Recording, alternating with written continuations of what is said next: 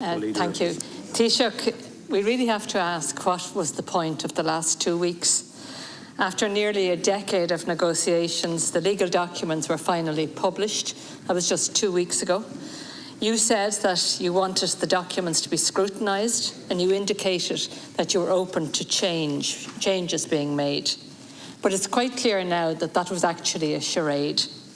We didn't know how much of a sham this whole process was until we heard from Mr. Menton yesterday, when he made it absolutely clear in reply to a question that I asked that it was 5 years since any serious attempt had been made to engage with him on the possibility of buying the site. Despite repeated claims by you and the Minister for Health over recent weeks, we now know that there was no meaningful engagement at all. And that's Mr. Menton's words, it's not mine. In addition to that, in recent days, we've heard a succession of people who support this deal agree that the phrase clinically appropriate is open to misinterpretation and a cause of public concern. Clearly it was ambiguous. Representatives from Holles Street, St Vincent's and indeed the Health Minister himself all said they would have no problem including a definition of the term in the legal documents. But that was yesterday. What do we get today then instead? A note that the Cabinet has now agreed that it knows what the term means. So a binding legal definition is not required, we're told. What's the message then to the women of Ireland? Is it calm down? You don't need legal guarantees. The word of the Cabinet will suffice. Or trust us. Is that what you're saying? You can forgive the women of Ireland, Taoiseach, if they're not reassured. I heard Minister O'Gorman at the press conference earlier discuss his party's decision to support this deal and break the commitments which the Green Party had made at the last election. He said the past 2 weeks had been useful as people had genuine concerns, but those issues had been teased out, he told us, and there was now clarity. Apparently, there is clarity because he has decided that there is. Maybe he should ask his colleague, Deputy Hourigan, about that clarity. The overall attitude of the government has been incredibly patronising and completely dismissive of good faith attempts by the opposition and the public to engage with these documents and improve the deal. The unseemly rush to ram this decision through the Cabinet is inexplicable. This is especially the case when the Department of Health hasn't even managed to publish the business case for the deal, which it has been negotiating now for almost 10 years. So, Taoiseach, can you explain why your government never actually attempted to buy the site and actually meaningfully address genuine concerns? And Deputy, please. Why do you think the women of Ireland don't need cast iron legal guarantees, and that somehow that the word of the Cabinet can be in any way sufficient for those concerns? First of all, Deputy, I'm not accepting the premise upon which your first question is based, that we don't have ownership, as in the state doesn't. The state does have ownership of this hospital. The state does have public ownership of this. 300 years of a tenure is effective ownership, and that has been well tested over the last 2 weeks.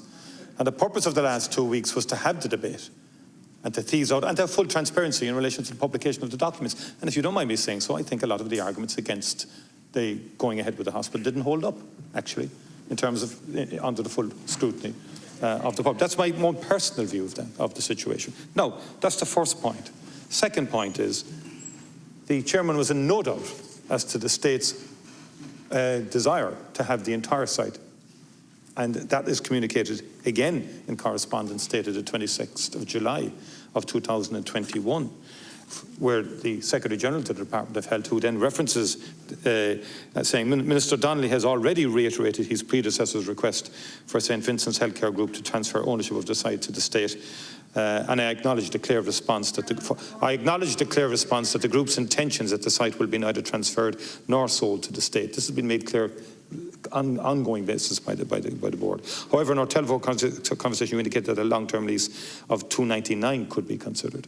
And then, which is the government's position, that the extended lease of 299 years could be considered to address the issue of ownership. And it does, by the way.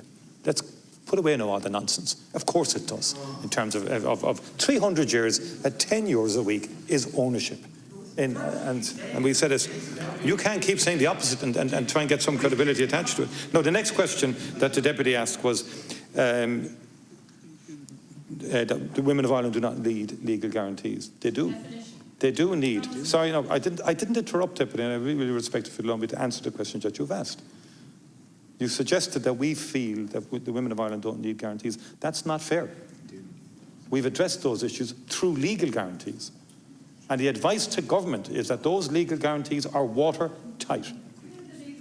Watertight is the advice, legal advice that the government received this morning in respect of the constitution of the hospital in the first instance, in respect of the operating licence that the HSE will be giving to the new hospital in terms of having to ensure that all lawful services are provided, in terms of the ministerial golden share, which gives the minister the power to direct the directors to follow the implementation of the constitution of the new hospital, and also in respect of the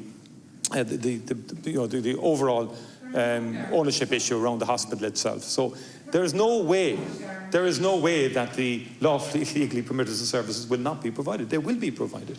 They will be.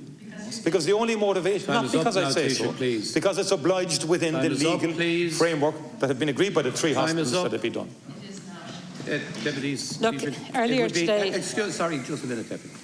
It would be helpful if the remarks were addressed to the Chair rather than directly to the Deputy, because she keeps interrupting you and responding, and I wish that wouldn't happen. So, Deputy, would you please not continue, and would all Deputies not interrupt the Minister or the Taoiseach attempting to respond to questions?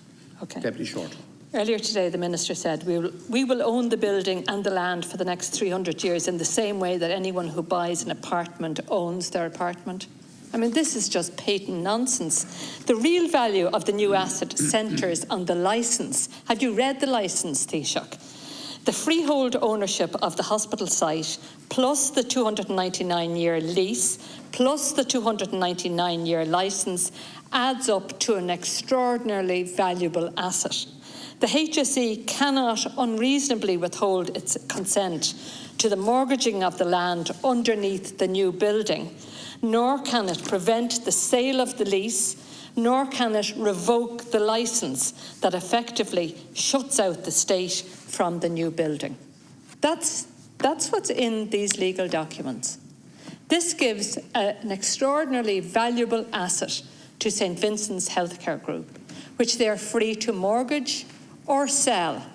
And the HSE has essentially been shut out of this. Thank you, Deputy. Time is up. It cannot make what is determined to be unreasonable objections to that. Thank you. Taoiseach. Are you saying they can sell the lease, through the Chair? Or yes. So it's a tenner a year for 300? That's not too valuable, I would have thought. But I just want to make, this thing needs to be, like, we need to get a bit of common sense and reality too in terms of this issue. And first of all, the motivation of everybody here is to provide a modern hospital. That's the only objective here. Co-location was the origins of all of this. The idea that if we co-located a maternity hospital with a tertiary hospital, we get the best outcomes for women and for newborns. That was the whole idea. We've only done one major such centre, that's in Cork, with maternity hospital there and the neonatal centre there. This one was first, the Deputy said that in unseemly rush. This was announced as a government decision in 2013. Planning permission was secured for this in 2017. And people talk of an unseemly rush.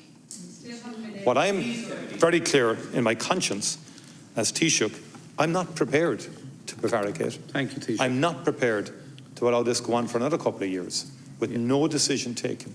Because I do know how these things can get dragged on for a whole variety of reasons. And I'm determined that we move on in terms of building modern, proper facilities for women in the 21st century. Thank you. Now.